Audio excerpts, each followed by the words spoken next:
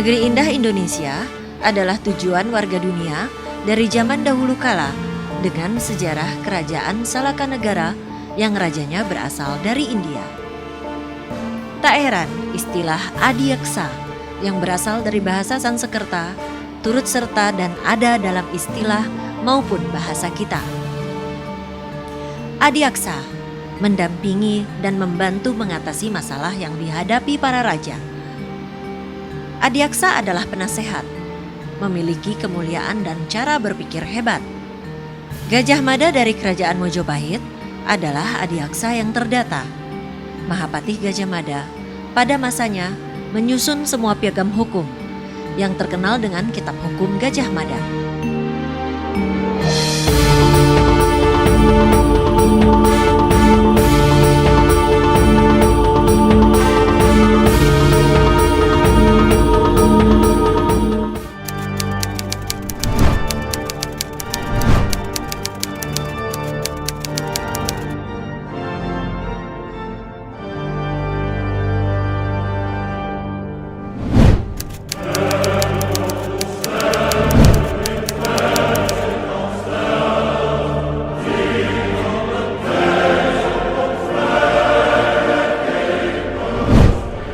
Tahun 1705, Kerajaan Mataram di bawah Amangkurat I dan Kesultanan-Kesultanan Cirebon telah dikuasai oleh Kompeni. Tahun 1758, Pepakem Cirebon yang isinya mengandung peraturan-peraturan hukum Jawa kuno dari zaman ketika Cirebon belum dijajah Kompeni. Jaksa Pepitu melaksanakan tugas mengadili perkara-perkara di ruang terbuka, di alun-alun, di bawah pohon beringin, di depan pura yang terletak di daerah Keraton Kasepuhan. Dalam Pepakem Cirebon tersebut, jaksa dilambangkan sebagai Candra Tirta Sari Cakra. Candra adalah bulan purnama yang menerangi kegelapan. Tirta sebagai air yang menghanyutkan segala yang kotor. Sari, bunga yang menyebarkan bau harum. Dan Cakra adalah dewa yang melihat dengan seksama apa yang benar dan tidak benar. Perputaran roda sejarah berjalan dan terus berkembang. Kata Jawa kuno atau Sanskerta diaksa berubah menjadi jeksa dalam bahasa Jawa pertengahan modern dan jaksa dalam bahasa Sunda dan Indonesia.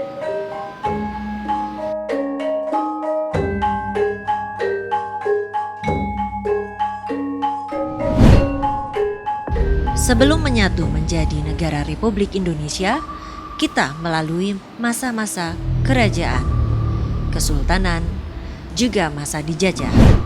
Portugis, Belanda, Jepang, Inggris berusaha menguasai negeri indah kaya hasil bumi ini.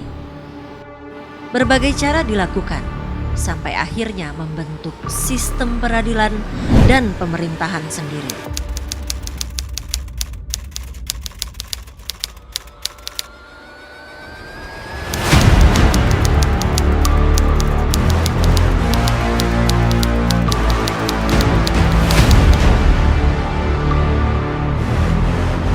Sistem peradilan dan pemerintahan pada saat itu menjadi kaki tangan penjajah daripada pengayom rakyat. Lembaga penuntutan hadir pada 18 April 1827. 1 Mei 1848 diberlakukannya organisasi peradilan dan kebijaksanaan justisi.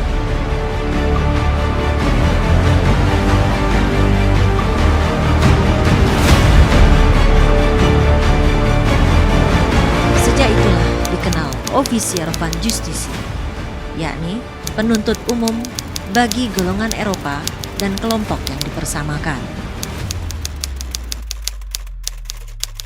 Prosecutor General, jabatan seperti Jaksa Agung Republik Indonesia sekarang. Para jaksa memiliki status sebagai penuntut umum yang sebenarnya adalah sejak masa pemerintahan Jepang.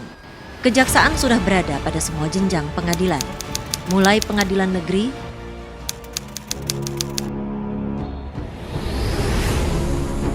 pengadilan tinggi, hingga pengadilan agung.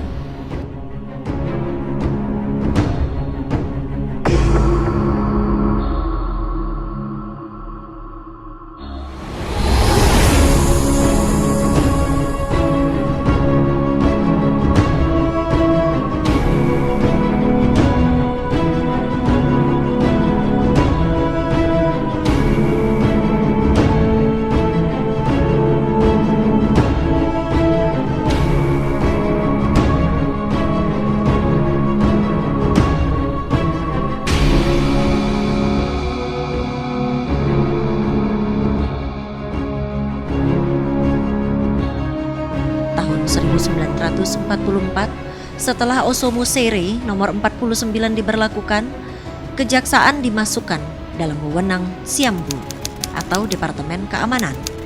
Dengan demikian, kejaksaan sudah memiliki fungsi mencari atau menyidik kejahatan dan pelanggaran yang disebut penyidikan, menuntut perkara disebut penuntutan, serta menjalankan putusan pengadilan dalam perkara kriminal atau disebut juga sebagai eksekutor.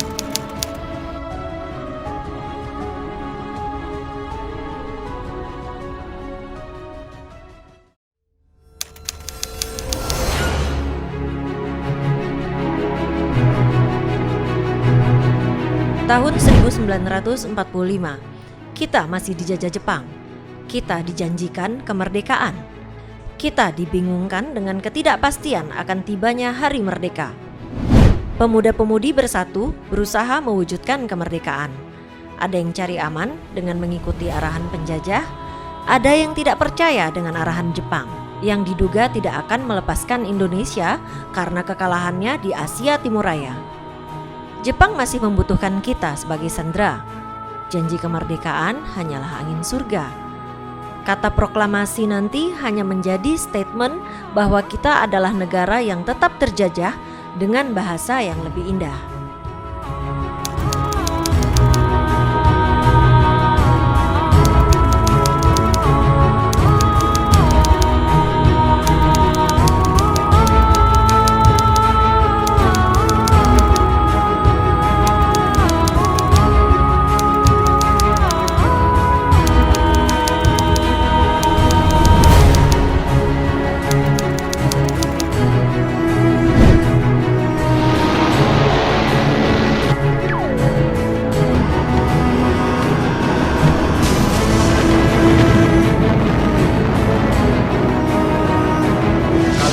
Akan membantu dengan keras segenap pekerjaan panitia persiapan kemerdekaan agar supaya bisa berdiri dengan lekat, teguh, kekal dan abadi negara Indonesia merdeka.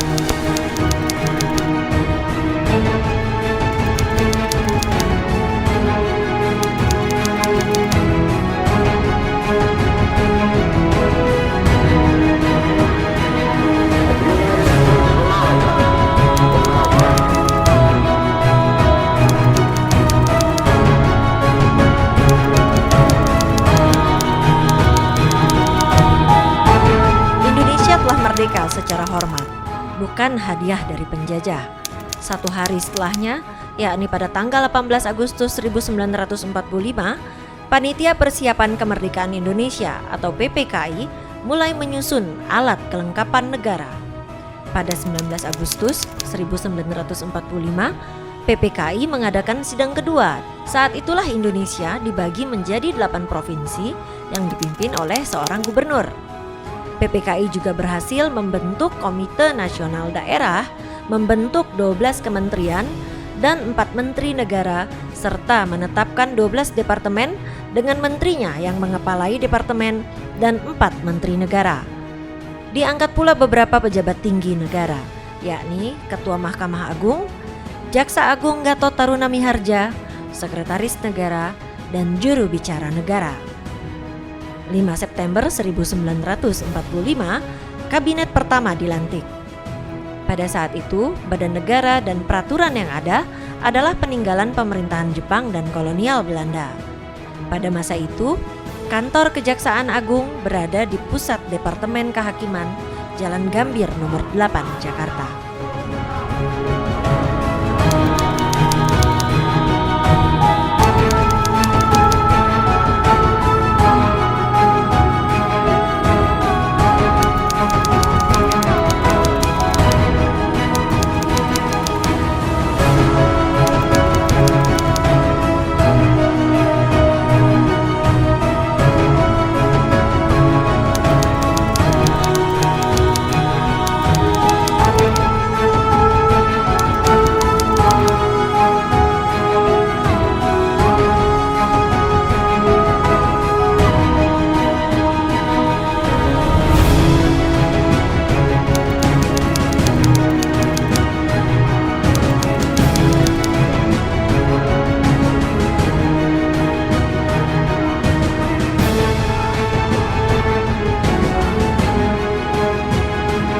Tak lama setelah proklamasi, pada tanggal 29 September 1945, pasukan sekutu yang terdiri dari tentara Inggris dan Australia memasuki wilayah Indonesia untuk melucuti tentara Jepang serta membebaskan tawanan-tawanan perang. Kedaulatan Indonesia mulai dirongrong oleh sekutu dan kolonialis Belanda yang ingin menanamkan kembali kekuasaannya.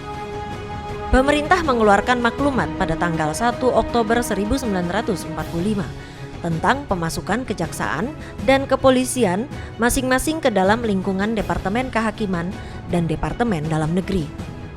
5 Oktober 1945, Jaksa Agung Gatot mengeluarkan maklumat yang memerintahkan agar Kepala Kepolisian Republik Indonesia untuk bertindak lebih keras menjaga keamanan, terutama terhadap Belanda-Belanda yang berusaha membinasakan Republik Indonesia. Pada tanggal 24 Oktober 1945, atas permintaannya sendiri, Jaksa Agung Gatot Taruna Miharja minta diberhentikan dalam tugasnya oleh Presiden Soekarno. Untuk sementara waktu, tugas dan wewenang Jaksa Agung dijalankan oleh Ketua Mahkamah Agung. 6 November 1945, Mr. Kasman Singodimejo diangkat menggantikan Mr. Gatot Taruna Miharja sebagai Jaksa Agung kedua. Mr. Kasman memindahkan kantor Kejaksaan Agung ke Jalan Matraman nomor 56, Jakarta. 1 Desember 1945, Jaksa Agung Kasman mengeluarkan instruksi kepada polisi, tentara, dan jaksa agar tahanan dan tawanan bangsa Indonesia yang bersalah agar segera dituntut di muka hakim dan yang tidak bersalah agar segera dimerdekakan untuk dapat mengabdikan diri bagi nusa dan bangsa.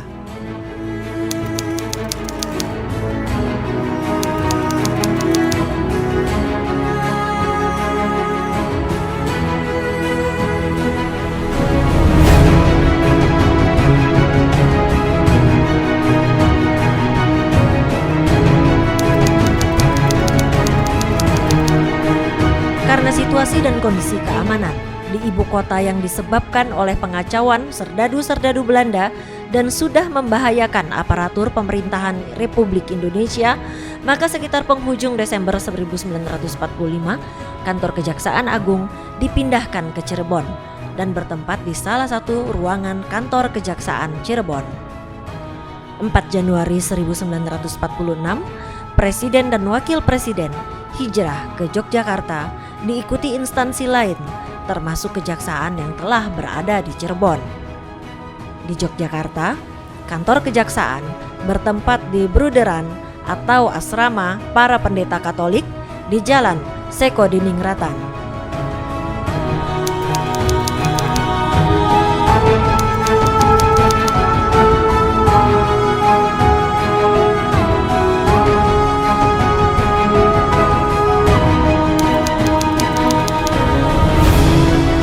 Pada masanya, Mr. Kasman Singodimedjo juga mengeluarkan instruksi penting bagi perkembangan eselonisasi dan tata kerja kejaksaan.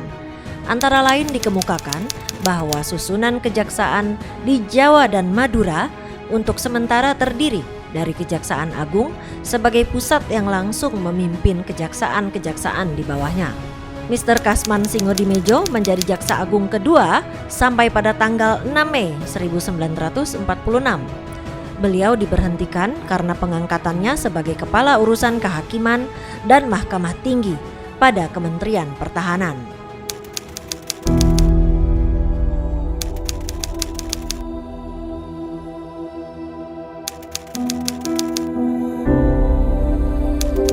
Pada tanggal yang sama, Presiden Soekarno juga menetapkan dan mengumumkan Undang-Undang Nomor 7 Tahun 1946 tentang Pengadilan Tentara.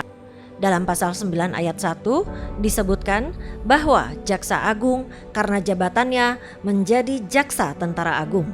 Dan dalam penutup pasal 21 disebutkan bahwa ketua, wakil ketua, anggota-anggota, jaksa, serta panitera pengadilan tentara yang bukan opsir tentara oleh Presiden diberi pangkat militer sesuai dengan kedudukannya masing-masing.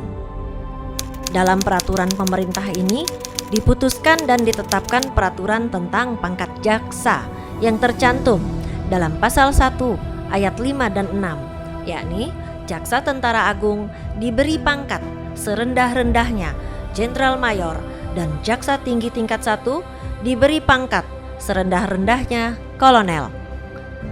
Pasal 2 ayat 3 dan 4, yakni Jaksa Tentara diberi pangkat serendah-rendahnya Mayor dan Jaksa Tentara Pengganti diberi pangkat serendah-rendahnya Mayor.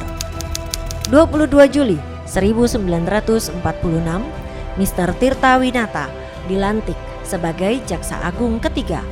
Bertempat di Malang, pada tanggal 17 Februari 1947, Presiden menetapkan Undang-Undang Republik Indonesia Nomor 7 Tahun 1947 tentang susunan dan kekuasaan Mahkamah Agung dan Kejaksaan Agung yang diumumkan pada tanggal 3 Maret 1947.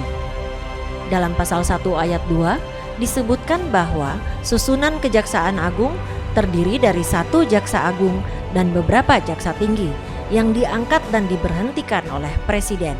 Dan dalam pasal 6 ayat 1 yang menetapkan bahwa ketentuan tersebut berlaku surut terhitung tanggal 17 Agustus 1945.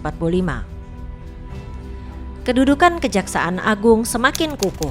1 September 1947, Jaksa Agung Tirta Winata mengeluarkan surat yang ditujukan kepada Menteri Penerangan yang mengutarakan dengan jelas keadaan kejaksaan di daerah Republik Indonesia, di mana antara lain dikemukakan bahwa pemeliharaan keamanan dan ketertiban termasuk kepolisian preventif berada di bawah pimpinan dan pengawasan Jaksa Agung. 8 Maret 1948 sampai dengan tanggal 27 Mei 1948, peristiwa 3 Juli 1946 di Yogyakarta, yakni peristiwa percobaan coup d'etat oleh unsur militer dan politik seperti antara lain Mayor Jenderal Sudarsono dan Mr. Muhammad Yamin, disidangkan oleh Mahkamah Tentara Agung. Peristiwa ini adalah peristiwa kudeta pertama dalam sejarah Indonesia merdeka. Mahkamah Tentara Agung diketuai oleh Mr. Dr. Kusuma Atmaja dan Jaksa Agung Penuntut Umum adalah Mr. Tirta Winata. Beliau adalah Jaksa Agung pertama yang tampil langsung di pengadilan sebagai penuntut umum.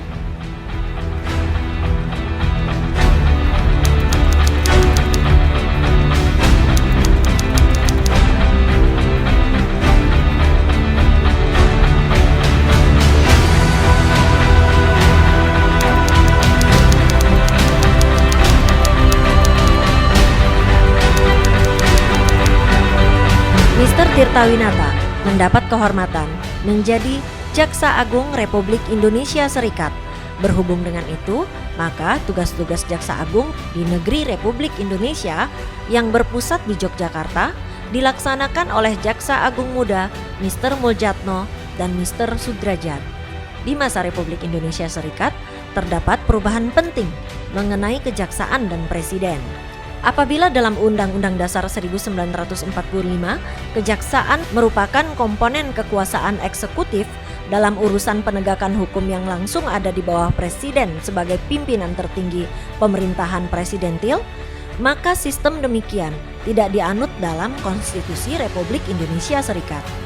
17 Agustus 1950, Republik Indonesia Serikat berakhir dan terjadi perubahan konstitusional dari Republik Indonesia Serikat yang berbentuk federal menjadi Negara Republik Indonesia Kesatuan. Jaksa Agung pertama dari Negara Republik Indonesia Kesatuan adalah Tirtawinata.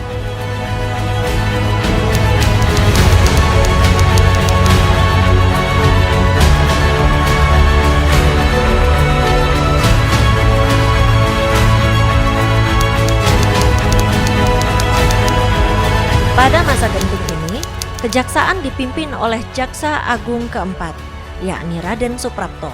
Di tahun ini, Undang-Undang Darurat mulai diberlakukan dalam hal tindakan-tindakan sementara untuk menyelenggarakan kesatuan, susunan kekuasaan dan acara pengadilan-pengadilan sipil. Perkara Angkatan Perang Ratu Adil atau APRA, Sultan Hamid, Andi Aziz, RMS, Zungsklager, dan Smith ditangani dan diselesaikan di masa ini. Kejaksaan turun langsung secara aktif dari penyusunan data hingga berita acara. Jaksa Agung Suprapto tampil langsung sebagai penuntut umum atas peradilan perkara-perkara pelaku pemberontakan atau pergolakan bersenjata di daerah. Pada masa jabatan beliau, dimulai secara berangsur penambahan jaksa-jaksa dengan tenaga muda lulusan universitas dan sekolah pendidikan jaksa. Tetapi penambahan tenaga jaksa berjalan dengan lamban karena terbatasnya kemampuan keuangan yang disediakan oleh negara. Sehingga demi memenuhi tenaga jaksa, maka pegawai kejaksaan yang berijazah Osvia dan Mosvia diwajibkan mengikuti kursus istimewa selama 6 bulan. Penambahan tenaga jaksa semakin meningkat tahun 1955 dengan penerimaan lulusan Fakultas Hukum Negeri, baik tingkat sarjana muda maupun sarjana, yang memperoleh tugas belajar maupun bukan dari sekolah menengah kehakiman atas, sekolah hakim dan jaksa, serta tenaga-tenaga tugas belajar. Jaksa Agung adalah penuntut umum tertinggi dan kepala kepolisian justisial, baik represif maupun preventif. Harus mengetahui segala peristiwa dan perkembangan di masyarakat dalam segala bidang yang meliputi politik, ekonomi, keuangan, sosial budaya, pertahanan keamanan, dan hukum.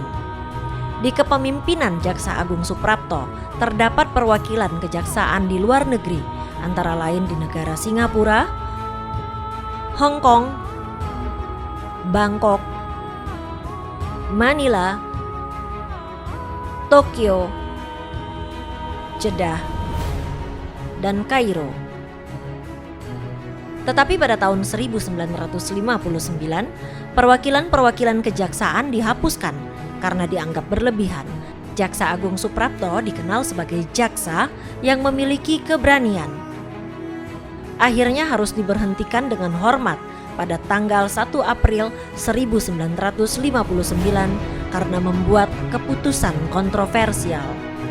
Ia memulangkan Smith, seorang terhukum dari Belanda yang memberontak terhadap pemerintahan Republik Indonesia untuk kembali ke negaranya. Keputusan yang didasari pertimbangan kemanusiaan ini mengakhiri kepemimpinan Jaksa Agung Suprapto.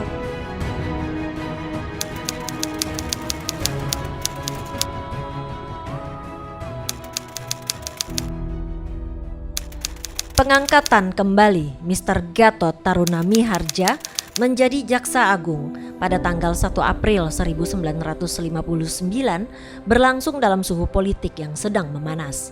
Penyebabnya antara lain kegagalan konstituante membentuk Undang-Undang Dasar pengganti Undang-Undang Dasar 1945 serta memberikan keputusan terhadap anjuran Presiden kembali ke Undang-Undang Dasar 1945.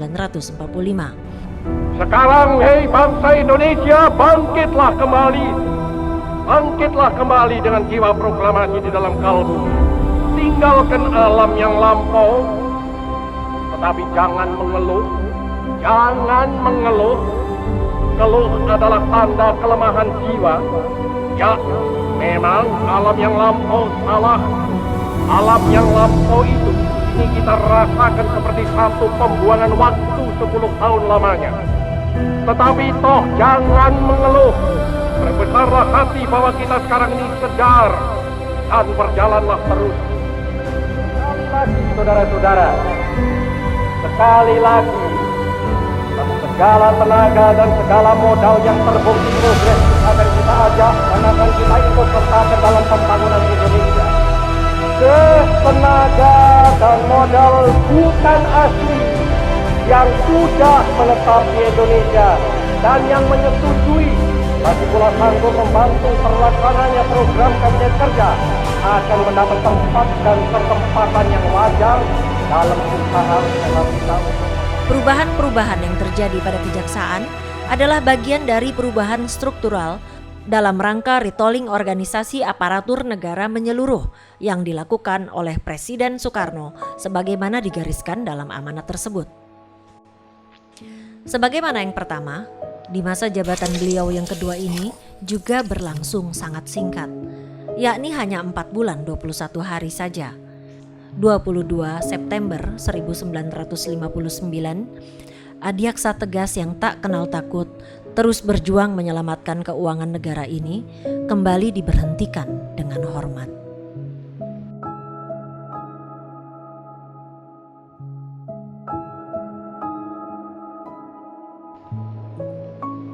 (31 Desember 1959), Mr. Gunawan dilantik menjadi Jaksa Agung ke-6. 18 Februari 1960 diadakan lagi perubahan kabinet. Di bawah menteri yang memimpin suatu bidang ada beberapa menteri. Menteri-menteri yang masuk dalam bidang keamanan nasional adalah Kepala Staf Angkatan Darat, Kepala Staf Angkatan Laut, Kepala Staf Angkatan Udara, Jaksa Agung Mr. Gunawan, Urusan Veteran, Kepala Kepolisian Negara.